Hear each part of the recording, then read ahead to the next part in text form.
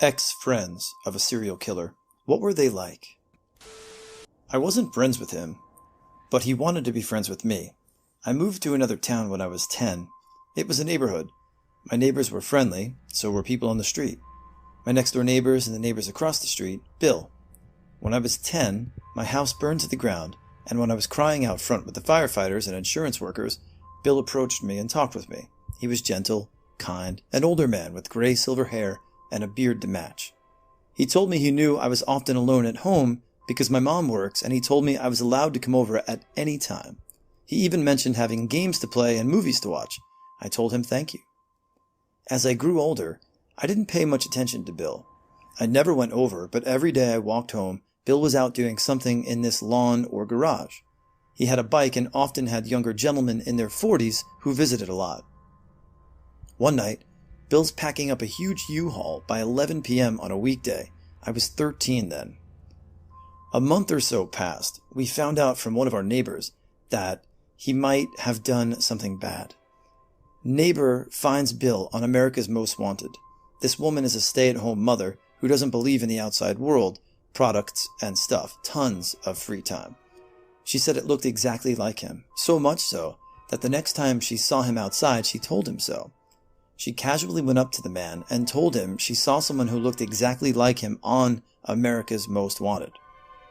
The very single next day is the day I saw them moving out at 11 p.m.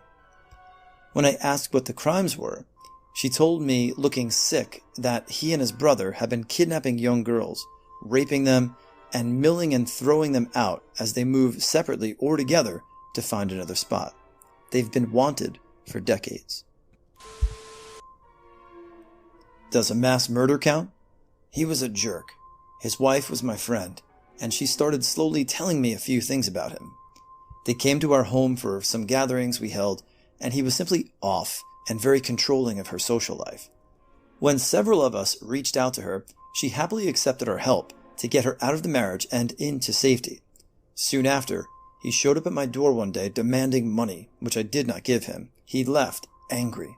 A few months later, he was evicted from his rental in the next town over and came back into our town, hell-bent on killing everyone who helped her and who was associated with the rental situation and another circumstance that he was mad about. I was not home that night, thankfully. He hunted down and killed 5 people, one of whom was a friend of mine. He committed suicide when the police had him cornered. That was nearly 30 years ago. Andy, my friend, I still miss you and your goofy grin. I worked with a guy who killed his wife and drove her car through a few states with her body in the back. It was an SUV, and their youngest son in the front. I live in Texas. He got caught in Ohio after his wife was reported missing and they tracked her car via the OnStar system.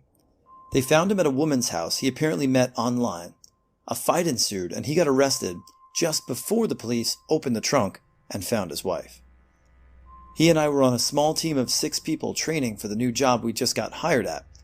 So I'd think I knew him well enough. Used to eat lunch together sometimes, and I would joke with him about how much he worked out because the dude was just completely jacked. He talked about how he and his wife moved to our city from a number of hours away because she got some position she couldn't get where they lived. She was a specialized nurse of some kind. He talked about how he loved her and always showed pictures of their youngest child together. To me, he seemed like a good dad that wanted to give the world to his family. Then I guess they started fighting. After a few months of being here, he would come in slightly late, stare at the wall with a deadpan expression, and wouldn't lighten up or talk to anybody until lunch. I took it as he just stopped being a morning person, but he talked to me and another teammate about the fights he had had with his wife. Then the fights got worse. She kicked him out at one point, and he was living out of his car, working out at the gym, in our office at work, and showering there as well. In the morning, he'd often stare at the keyboard of his computer and wouldn't respond to anyone's jokes or comments. Coworker and I bought him lunch one day, and he opened up to us. He told us that his wife threatened to take his son away, that he'd never see him again, and said, "I swear, I'll kill or die before that happens." And of course, we thought nothing of it. It's the kind of thing people just say, you know? After this talk, we set up a group text where we'd share memes and bullshit videos. The last text I got from him was telling us he needed to get out and asking us to get drinks or something with him. Both of us were busy that day, so we couldn't. Next day back at work, he isn't there. 2 more days pass, nothing. I asked our trainer if he'd heard anything, and he wasn't responding to texts, and the trainer gave me a look and said he couldn't discuss it. I found out what happened when I Googled his name. The Dark Knight Killer, who shot up the theater in Colorado, grew up right behind my aunt's house in San Diego. She would frequently babysit the kids in her neighborhood. This was in the mid-90s to early 2000s. I'd come over a lot to visit my cousins. There were always lots of kids over playing, usually older than me, and he was one of them. He went to high school and college with my cousins as well, but I personally only ever met him as a very young child, and I can't personally remember any interactions. My one cousin, however, did know him as a normal, extremely intelligent, very interested in the brain and science. Come college, he was so invested in his studies they grew apart and eventually moved away, cutting all contact. Wish I knew more or had more to say. All I remember is being in the backyard, playing with the dogs by the pool, being rambunctious little ones, never thinking one day down the road the kid would dye his hair orange and be a murderer. Played D&D with a guy on deployment for a few months while I was in the Navy. We hung out in the same group of people. I stopped playing because he kept trying to rape all the female NPCs and player characters. When we got back from deployment, the FBI and NCIS were pierside waiting for him. Him and some other guys had raped and killed a woman whose husband was on deployment. Also had some friends who tied up an old man who they suspected of molesting one younger brother when they were teenagers. They tortured him for hours, then killed him and tried to burn the body. 2 got life, the other turned evidence and only served a few years. Had another guy I was pretty good friends with get arrested by the ATF for trying to blow up the car of the local ADA. He bought fake C4 from an undercover agent. They swarmed him while he was pushing the switch.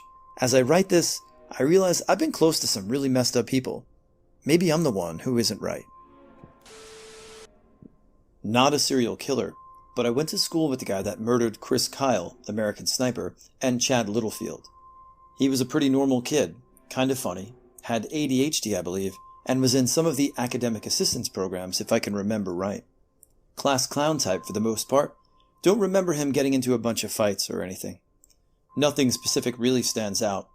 His mom was one of our teachers in elementary. He left school early and joined the military.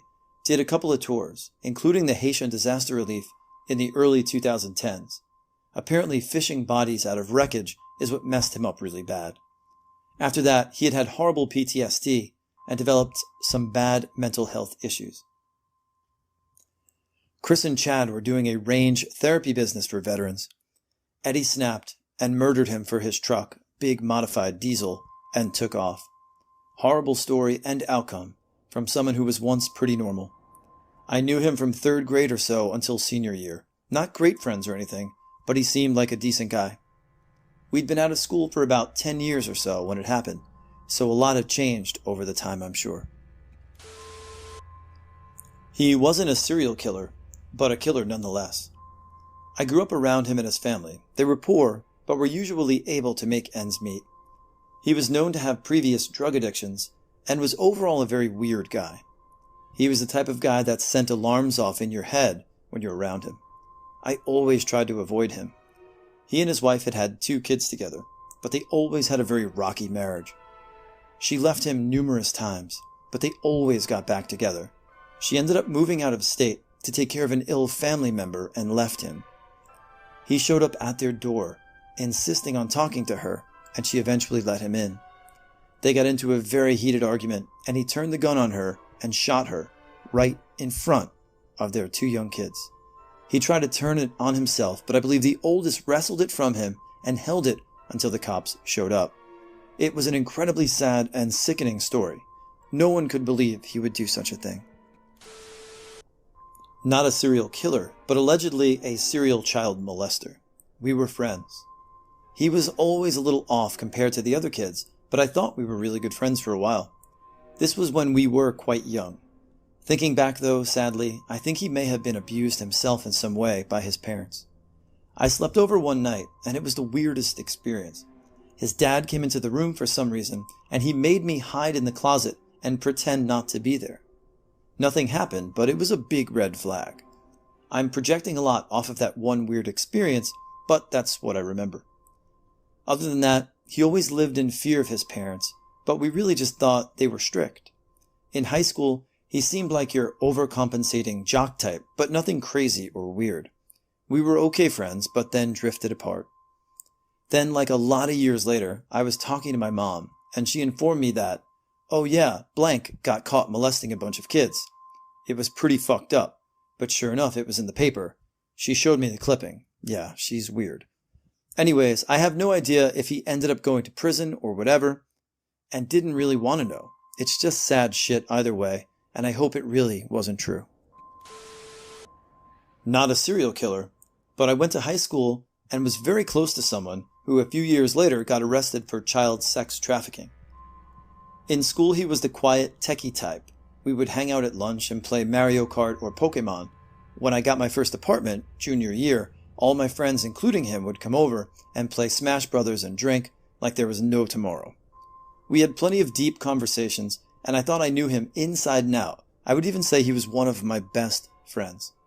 We stopped talking early 2015 because he fell into a bit of a gang mid-2015. He was removed from my friend's group chat because of the manner he was acting, and all of us completely dropped him. Of course, leading up to 2015, we were trying to get him to stop and come back to being himself, but we decided that he was too far gone and cut all ties. In 2019, a news article was spread all over Facebook, and I saw his face plastered everywhere. None of us saw this coming. We really thought it would be gang violence. Not a friend, but a classmate to a domestic terrorist. We would occasionally talk after our speech class in college. He was a little awkward, but seemed nice enough. He seemed like any other college freshman, trying to find a place to fit in, but he slowly started growing more radical. One week towards the end of the semester, he didn't show up for class, so I texted him. 3 hours later, I got scooped up by an unmarked black SUV and was interrogated by a couple of suits. Luckily, my background check and deep dive into my social media and family history came up clean, so they let me go. It wasn't until I got back to my dorm, one of my friends told me about the kid who was going to shoot up our biggest lecture hall. Sure enough, when I checked the news, there he was, my classmate. Apparently the police and a federal agency raided his house, found the gun and the ammo and about 2 terabytes of kiddie porn on his computer. Other than the initial raid and the questioning I received, I never heard anything about this kid again. I'm assuming he's locked away in what I can only imagine is the worst fucking hellhole on Earth.